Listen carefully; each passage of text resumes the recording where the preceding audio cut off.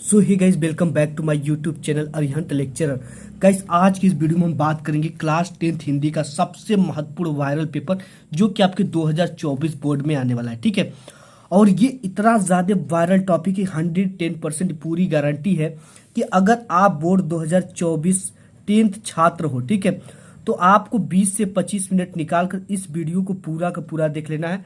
110% मैं गारंटी के साथ कहता हूँ कि ये जितने भी प्रश्न हैं आपके पेपर में, इससे बाहर कोई भी प्रश्न नहीं आने वाले। ठीक है, ये वायरल टॉपिक है और बोर्ड परीक्षा में 100% यही प्रश्न आएगा और 70 में 70 नंबर आपका बिल्कुल पक्का हो जाएगा। आपको कुछ भी नहीं करना, इसके लिए वीडियो को लाइक करके वीडियो को अंत तक देख लेना है। तो इसमें हम बात करेंगे किस किस टॉपिक की रहेगी। ठीक है, सबसे पहले हम बात कर लेते हैं कि आपका जो हिंदी का पेपर वो कहाँ से बनेगा, आपके पेपर से बनेगा या क्वेश्चन बैंक से बनेगा या किस सोर्स से बनेगा या एनसीईआरटी के बुक से बनेगा। ठीक है, हिंदी का पेपर सरल बनेगा या कठिन, और क्वेश्चन बैंक से अगर हम तैयारी करते हैं तो उससे पढ़कर हम कितने प्रतिशत ला सकते हैं या क्वेश्चन बैंक से कितने परसेंट क्वेश्चन आने की जो संभावना वो है। ठीक है, और 20 अंक का जो 20 अंक का बहुविकल्पी प्रश्न है वो कहाँ से आपका बनेगा। ठीक है, तो इस वीडियो में हम देखेंगे 20 सबसे महत्वपूर्ण बहुविकल्पी प्रश्न जो कि आपके बोर्ड में आएंगे। सबसे ज्यादा महत्वपूर्ण आपका गद्यांश देखेंगे जो कि बोर्ड में आने वाले। सबसे ज्यादा महत्वपूर्ण पद्यांश देखेंगे। सबसे ज्यादा महत्वपूर्ण संस्कृत गद्यांश देखेंगे। सबसे ज्यादा महत्वपूर्ण संस्कृत पद्यांश देखेंगे और पूरा का पूरा वीडियो सॉल्यूशन के साथ है। ठीक है, इस वीडियो को देखने के बाद आपको कहीं भी भटकने की जरूरत नहीं है। सबसे ज्यादा महत्वपूर्ण जीवन परिचय देखेंगे।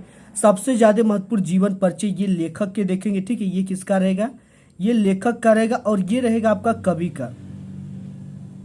तो इन दोनों जीवन परिचय को हम देखने वाले हैं एंड देखेंगे सबसे ज्यादा महत्वपूर्ण संस्कृत के प्रश्न और उत्तर, और पाठ्य पुस्तक से कंठस्थ करने योग्य 2 श्लोक जो कि आप तैयार कर लोगे तो आपके बोर्ड एग्जाम में जो नंबर है वो बिल्कुल पक्का हो जाएगा। सबसे ज्यादा महत्वपूर्ण निबंध देखेंगे। सबसे ज्यादा महत्वपूर्ण प्रार्थना पत्र देखेंगे। यानी जो टोटल आपका टॉपिक बनता है ये 1 टॉपिक 2 3 4 5 6 7 8 9 10 11 टॉपिक है। ठीक है, और इस 11 टॉपिक को देख लेते हो तो 70 नंबर मैं गारंटी के साथ कहता हूं कि इसके अलावा आपको कोई भी वीडियो देखने की जरूरत नहीं पड़ेगी।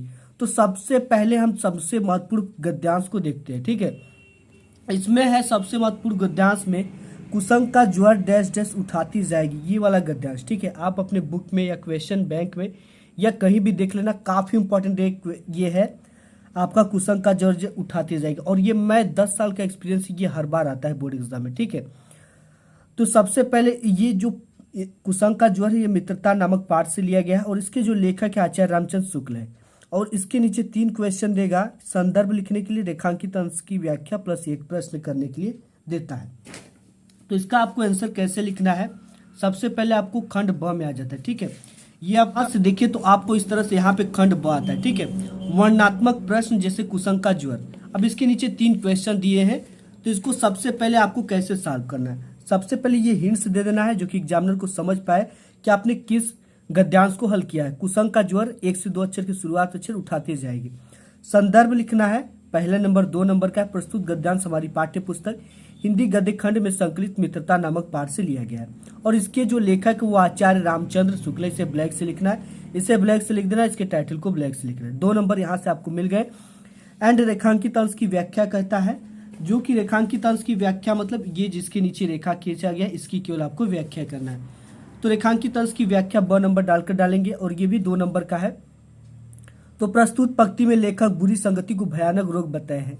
यह अच्छे गुणों का विनाश करने के साथ साथ बुद्धि को भी नष्ट कर देती है, किंतु अगर अच्छी संगति मिल जाए तो बुरी संगति में पड़ा व्यक्ति गर्त से निकलकर प्रगति के पथ पर चलने लगता है। ठीक है, तो आपको इस तरह से इसका क्या लिखना है, रेखांकित अंश की व्याख्या, और इसके नीचे एक क्वेश्चन देता है जिसका आंसर आपको लिखना होता है। कुसंग का व्यक्ति के जीवन पर क्या प्रभाव पड़ता है। तो देखो, कुसंग का जो प्रभाव होता है वो विनाशकारी होता है। ये अच्छे गुणों का विनाश करने के साथ साथ बुद्धि को भी नष्ट कर देती है। और इसके साथ ही साथ महत्वपूर्ण और भी कौन कौन से गद्यांश है, यह है एक नैतिक। ठीक है, यह एक नैतिक डैश डैश हो गया, यह भी काफी इंपॉर्टेंट गद्यांश है और ये लिया गया है भारतीय संस्कृति नामक चैप्टर से और इसके जो लेखक वो डॉक्टर राजेंद्र प्रसाद जी हैं। इसका भी आपको संदर्भ, रेखांकित अंश की व्याख्या प्लस 1 प्रश्न देगा। और इसके बाद सबसे ज्यादा महत्वपूर्ण एक और भी है आपका, यह है मित्रता नामक पाठ से विश्वास पात्र मित्र डैश डैश करना चाहिए, इसको देख लेना आप। ठीक है, काफी इंपॉर्टेंट है। ये मित्रता आचार्य रामचंद्र शुक्ल का। अगर ये तीनों आप तैयार करें तो एक आपका बोर्ड एग्जाम में आना 110% तय है। ठीक है, इसमें भी आपको संदर्भ, रेखांकित अंश की व्याख्या प्लस एक प्रश्न देखने को मिलेगा। दूसरा है सबसे महत्वपूर्ण पद्यांश। ठीक है, सबसे महत्वपूर्ण पद्यांश है चरण कमल डैश डैश तीही पाई। इसका आपको संदर्भ, व्याख्या प्लस एक प्रश्न। पद, ये पद नामक शीर्षक से लिया गया और इसके जो लेखक है यानी कि जो कवि है वो सूरदास जी है। तो इसको हम देखेंगे कि इसका कैसे आपको व्याख्या लिखना। कि बोर्ड में प्रश्नोत्तर संख्या 22 के अंतर्गत आता है। पद डालना है यहाँ पे चरण कमल डैश डैश तीही पाई। ठीक है, देखिए इसमें ध्यान देने योग्य ये बातें हैं कि ये आपको हिंट्स जरूर देना है। शुरुआत के 1 से 2 अक्षर और लास्ट के 1 से 2 अक्षर लिखना है। संदर्भ जो कि 2 नंबर में है, प्रस्तुत पद्यांश हमारी पाठ्य पुस्तक हिंदी काव्य खंड के पद नामक शीर्षक से लिया गया। इस पाठ के जो रचयिता है वो सूरदास जी हैं। पद आपका आता है रेखांकित अंश की व्याख्या। तो रेखांकित अंश की व्याख्या, मैं उस ईश्वर के कमलवत चरणों की वंदना करता हूँ जिनकी कृपा से लंगड़ा व्यक्ति पर्वत पर चढ़ जाता है, अंधे को सब कुछ दिखाई देने लगता है एंड बहरा व्यक्ति सुनने लगता है और गूंगा व्यक्ति बोलने लगता है और निर्धन व्यक्ति सिर पर छत यानी धारण कर कर चलने लगता है। ठीक है, तो ये चीजें इनकी व्याख्या हो गई। ये किसके आशीर्वाद से हो रही है? तो ये कह रहे मैं उस ईश्वर के कमलवत चरणों की वंदना करता हूँ जिसके माध्यम से इतनी चीजें हो जाती। ठीक है, अब इसके नीचे क्वेश्चन देता है। क्वेश्चन है कि ईश्वर की कृपा जब होती है तो लंगड़ा व्यक्ति पर्वत लांग जाता है। ठीक है, तो ये क्वेश्चन है कि ईश्वर की कृपा होने से क्या होती है? तो लंगड़ा व्यक्ति पर्वत लांग जाता है। अब इसका नेक्स्ट इंपॉर्टेंट है कि रानी मैं जानी डैश डैश दियो। ठीक है, ये धनुष भंग वन पथ पर तुलसीदास द्वारा लिया गया। इसे भी आपको तैयार कर लेना है, काफी इंपॉर्टेंट है। इसके बाद बढ़त बढ़त फिर डैश डैश कुम्हिलाई, ये है भक्ति नीति, ये बिहारी लाल का है। इसको भी आपको तैयार कर लेना है। एंड फिर अभिगत गति कछु कहत न आवे। ठीक है, ये वाला है आपका पद डैश डैश पद गावे। ये पद है सूरदास जी का। संदर्भ, व्याख्या प्लस एक प्रश्न आपको देखने को मिलेंगे। नेक्स्ट देख लेते हैं। टॉपिक आपका है कि संस्कृत गद्यांश में से किसी एक का संदर्भ सहित हिंदी में अनुवाद कीजिए। ये आपको 5 नंबर में आता है। ठीक है, तो इसमें आपका है महत्वपूर्ण संस्कृत गद्यांश। 2 नंबर इसमें आता है संदर्भ लिखने का, प्लस 3 नंबर आपको मिलता है इसकी व्याख्या करने में यानी हिंदी में अनुवाद करने का। तो महत्वपूर्ण संस्कृत गद्यांश का ऐसा नगरी डैश डैश कारित, जो कि वाराणसी नामक चैप्टर से लिया गया है। तो इसका हमें क्या क्या लिखना पड़ेगा? सबसे पहले हमें इसका संदर्भ लिखने पड़ेगा और इसका हिंदी में अनुवाद। संस्कृत गद्य ऐसा नगरी डैश डैश कारित तक आपको ये डालना है। संदर्भ, प्रस्तुत गद्यांश हमारी पाठ्य पुस्तक हिंदी के संस्कृत गद्य खंड में संकलित वाराणसी नामक पाठ से लिया गया है। ठीक है, और हिंदी में अनुवाद यहाँ पे, यह नगरी भारतीय संस्कृति और संस्कृति का भाषा का केंद्र स्थल है। यहीं से संस्कृत साहित्य और संस्कृति का प्रकाश सब जगह फैला था। मुगल युवराज दारासिको ने यहाँ आकर भारतीय दर्शन शास्त्रों का अध्ययन किया। वह उनके ज्ञान से ऐसा प्रभावित हुआ कि उसने उपनिषदों का अनुवाद फारसी में कराया। ठीक है, इसका ये अर्थ होगा। इस तरह से आपको इसको तैयार कर लेना है। देखो, आप ये सोचोगे ना कि ये सब चीजें तो हम पढ़ सकते हैं, लेकिन सुनने से बहुत ज्यादा चीजें याद हो जाती है।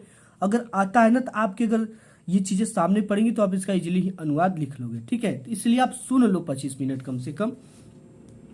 इसके बाद है अस्माकः संस्कृति डैश डैश चेती, ये भारतीय संस्कृति पाठ से लिया। इसको भी आपको तैयार कर लेना है। ठीक है, भारतीय संस्कृति पाठ से लिया गया है। नेक्स्ट आपका एकदा बहुवर डैश डैश दास्याम, ये है प्रबुद्धो ग्रामीण से, इसे भी आपको तैयार कर लेना है। ठीक है, अगेन आपका जो नेक्स्ट टॉपिक है वो है संस्कृत पद्यांश का संदर्भ सहित हिंदी में अनुवाद कीजिए। ठीक है, तो पहला है कि सर्वे भवन्तु डैश डैश दुग्भाग भवेत्, जो कि संदर्भ और अनुवाद आपको लिखना है। ये भारतीय संस्कृति नामक पाठ से लिया गया है। अब इसकी आपको क्या करना है? सबसे पहले संदर्भ, ठीक है, ये डाल लेना है। संदर्भ, प्रस्तुत श्लोक हमारी पाठ्य पुस्तक हिंदी के संस्कृत खंड के अंतर्गत भारतीय संस्कृति नामक पाठ से लिया गया। ठीक है, 5 मार्क्स कम मिलेंगे, इसके आपको 2 नंबर मिलेंगे। ठीक है, तो आपको इस तरह से हिंदी को किससे लिखना? ब्लैक पेन से इन्वर्टेड कॉमा में, और भारतीय संस्कृति जो इसका शीर्षक है उसे ब्लैक पेन से इन्वर्टेड कॉमा में लिखना, तभी टीचर खुश हो जाते हैं और फुल नंबर देते हैं। और हिंदी में अनुवाद आपका क्या? सब सुखी हो, सब रोग रहित हो या निरोग हो, सब कल्याण को देखे, कोई भी दुख न हो, अतः सभी को कल्याण की कामना की गई है। नेक्स्ट देख लेते हैं। नेक्स्ट आपका है माना हित्वा डैश डैश भवेत्, ये भी काफी इंपॉर्टेंट है, इसे आप तैयार कर लेना। एंड यहाँ पे संदर्भ और अनुवाद, ठीक है, जीवन सूत्राणी नामक से माना हित्वा वाला लिया गया है। इसके बाद है अपदो दूरागामी चरण, ये वाला, ठीक है, पंडिता वाला है संदर्भ, और ये भी प्रबुद्धो ग्रामीण से लिया गया, काफी इंपॉर्टेंट है, इसे भी तैयार कर लेना। नेक्स्ट टॉपिक देखते हैं। टॉपिक है कि महत्वपूर्ण सबसे जीवन परिचय, ठीक है। जीवन परिचय आपको 3+2 का होता है। 3 नंबर जीवन परिचय लिखने का, 2 नंबर किसी इनकी एक प्रमुख रचनाओं का उल्लेख करने का होता है, ठीक है। तो लेखक का परिचय सबसे पहले देखेंगे जयशंकर प्रसाद का, ठीक है। तो यहाँ पे लिखने का जो सही तरीका क्या है, टीचर क्या देखकर खुश हो जाता है, क्या लिखने पर आपको पूरा नंबर मिलता है और क्या लिखने पर केवल 3, 2, 4 नंबर मिलते हैं, ठीक है। तो ये तरीका सही है बिल्कुल लिखने का। प्रश्नोत्तर संख्या 26 का क, जयशंकर प्रसाद, ठीक है। तो यहाँ पे संक्षिप्त परिचय आपको डाल देना है। जीवन परिचय, जयशंकर प्रसाद का जन्म काशी के एक प्रतिष्ठित वैश्य परिवार में सन 1889 ईस्वी में, ठीक है। कोई 90 मानता है, कोई 89, दोनों लिखोगे कोई गलत नहीं है, ईस्वी में हुआ था। इनके पिता का नाम देवी प्रसाद तथा माता का नाम मुन्नी देवी था। बचपन में ही पिता का मृत्यु हो जाने के कारण जयशंकर प्रसाद की प्रारंभिक शिक्षा घर पर ही हुई थी। घर पर ही इन्होंने हिंदी, संस्कृत, उर्दू, फारसी भाषा का गहन अध्ययन किया था। इनका बचपन तो सुख में बीता, किंतु बाद में इन्हें अत्यधिक कठिनाइयों का सामना करना पड़ा। इनका जीवन बड़ा ही संघर्षशील था और अल्पावस्था में ही क्षय रोग से ग्रस्त होकर सन 1937 ईस्वी में स्वर्ग सिधार गए, ठीक है। 38 साल की उम्र में ये स्वर्ग सिधार गए। और इनकी रचनाएं क्या, क्यामयानी, लहर, तितली, झरना इत्यादि, ठीक है। किसी एक रचना के बारे में आप जानते हो तो थोड़ी सी डिटेल्स लिख दोगे तो उसके आपको पूरे 2 नंबर मिल जाएंगे। तो यहाँ से आपको 5 मार्क्स बिल्कुल क्लियर हमने कर दिया, ठीक है। एंड और जी भी जो महत्वपूर्ण जीवन परिचय वो क्या है, एक आचार्य रामचंद्र शुक्ल का तैयार कर लो, एक डॉक्टर राजेंद्र प्रसाद का तैयार कर लो, ठीक है। एक जरूर आएगा तीनों में से।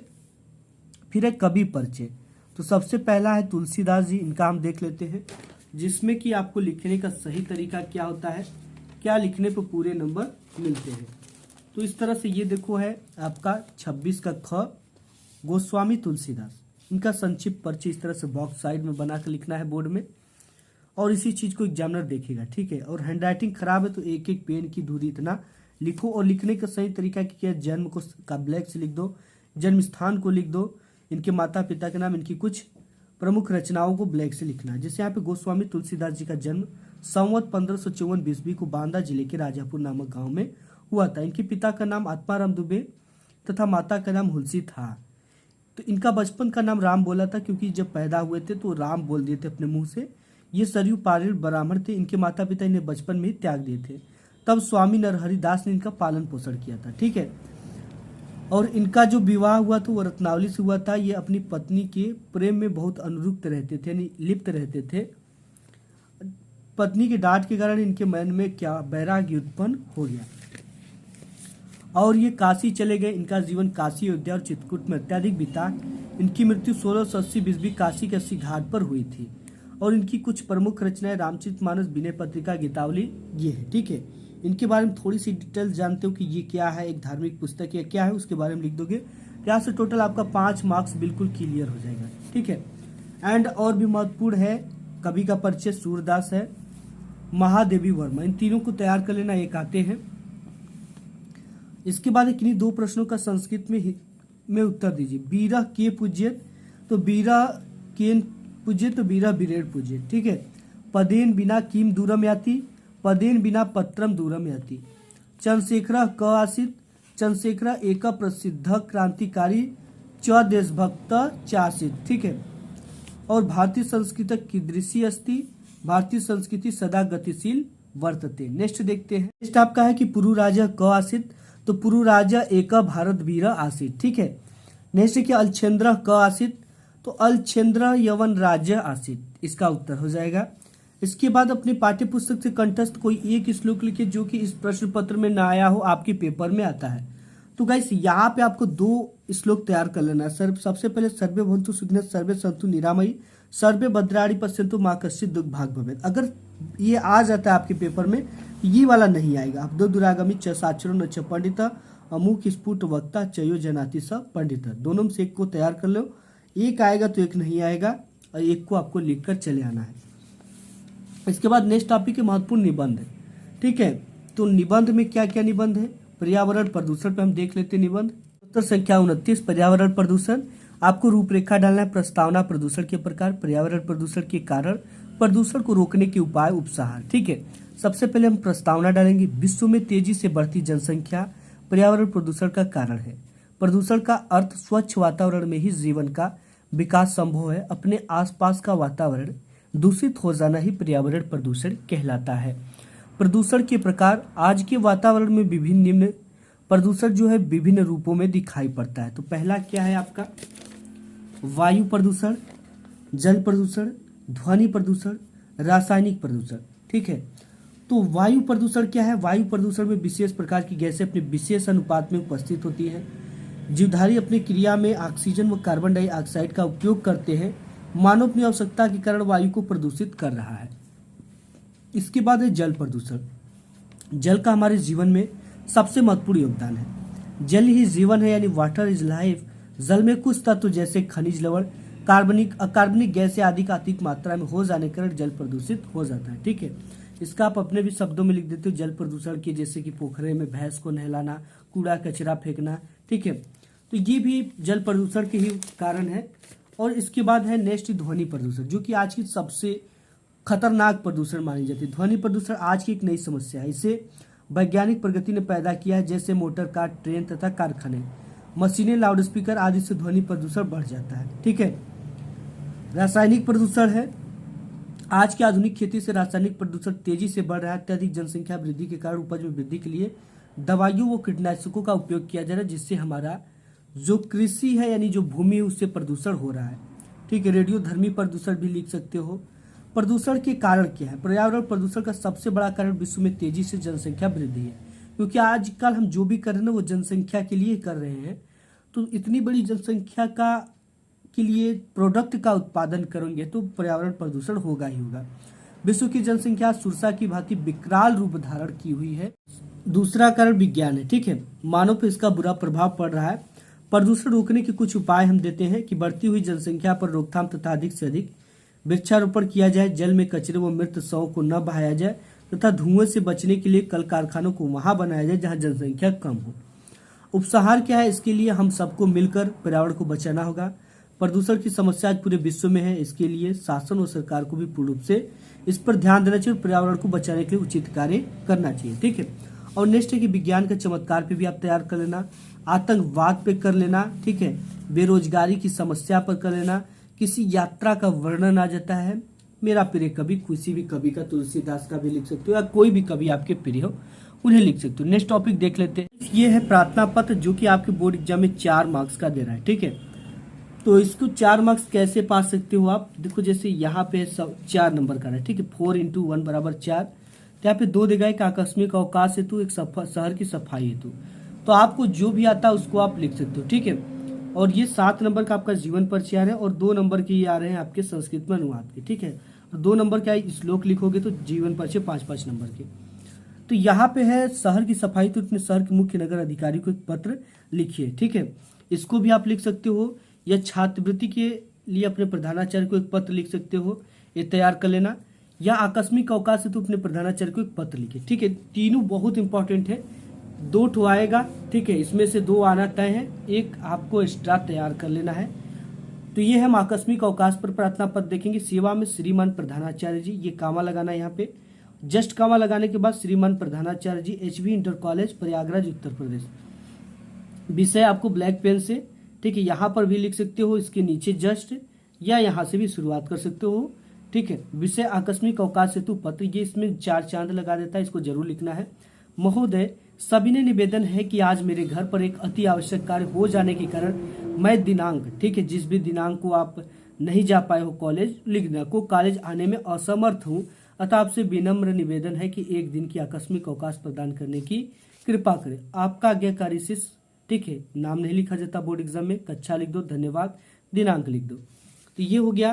तो यहाँ से आपने पूरे चीजें देख लिया। अब हम बात करते हैं कि 20 अंक के जो बहुविकल्पी प्रश्न है, ठीक है, पेपर आपका कैसा बनेगा, क्वेश्चन बैंक से पढ़कर कितना नंबर ला सकते हैं, और 20 अंक का बहुविकल्पी कहाँ से बनेगा, और इसमें हम 20 बहुविकल्पी महत्वपूर्ण प्रश्नों को भी देखने वाले हैं। ठीक है, तो देखो आपका जो क्वेश्चन बैंक है, इससे कितने क्वेश्चन बनेंगे और कितने इंपॉर्टेंट क्वेश्चन, और क्वेश्चन बैंक से पढ़कर क्या 96% लाया जा सकता है।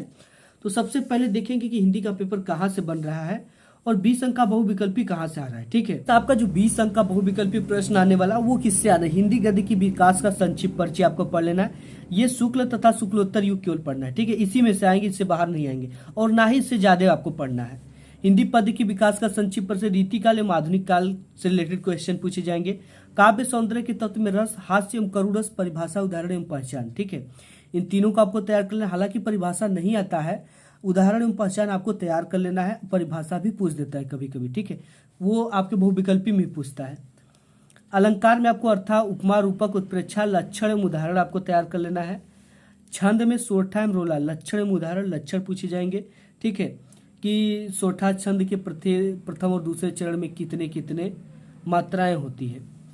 और चौथा टॉपिक है हिंदी व्याकरण में से आपको शब्द रचना के तत्व उपसर्ग पूछे जाएंगे, जो कि आगे लगकर बनते हैं। अन, अधि, अप, अनु, उप, सह, निर, अभि, परि, सु इत्यादि से पूछे जाएंगे, क्योंकि इसी से जो शब्द बनेंगे। ठीक है, समास में द्वंद्व, द्विगु, कर्मधारक, बहुव्रीहि आपको तैयार कर लेना है, क्योंकि ये चीजें आपके बोर्ड एग्जाम में दे रहे हैं। एंड नेक्स्ट आपको क्या तैयार कर लेना है, तद्भव, तत्सम शब्द, पर्यायवाची शब्द। ठीक है, संस्कृत व्याकरण में सर्वनाम, तद और युष्मद का आपको केवल तैयार करना है, इससे एक्स्ट्रा कोई भी नहीं करना है। ठीक है, तद और युष्मद, वाक्य का स्वरूप, वाच्य प्रयोग और वाच्य परिवर्तन, ये नया जुड़ा है। और पद, परिचय, विकारी एवं अविकारी शब्द। ठीक है, इतना तैयार कर लेना। अब बहुविकल्पी आपको कहाँ से बनेगा, ये चीजें हम देख लेते हैं। नेक्स्ट आपका है कि त्यागपत्र के लेखक का क्या नाम है। ठीक है, मुंशी प्रेमचंद की, जैनेन्द्र कुमार की, जयशंकर प्रसाद की, अमृतलाल नागर। तो जो आपके लिखे थे त्यागपत्र, उसके जो लेखक थे वो जैनेन्द्र कुमार थे। ठीक है, नेक्स्ट है आपका घुमक्कड़ शास्त्र के लेखक है। देखो ये शास्त्र भी घुमक्कड़ हुआ करते थे। ठीक है, मोहन राकेश, राहुल संस्कृतयायन, डॉक्टर धर्मवीर भारती अज्ञे। ठीक है, तो जो घुमक्कड़ शास्त्र इसके जो लेखक आपके थे वो कौन थे, राहुल संस्कृत्यायन।